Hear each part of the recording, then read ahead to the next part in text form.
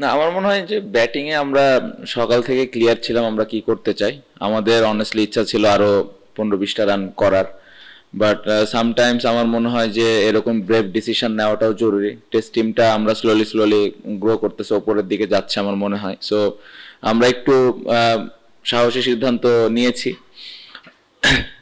আমার মনে হয় যে এটা সামনের দিকে আমাদেরকে হেল্প করবে এই সিদ্ধান্তটা।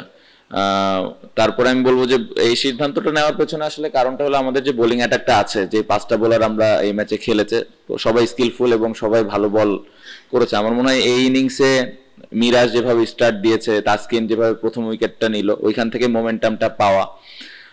তারপরে আমার মনে হয় যে তাইজুল ভাই মিডল ওভারে দারুণ বোলিং করেছে, ফার্স্ট ইনিংসে অতটা অপরচুনিটি পায়নি বোলিং করার।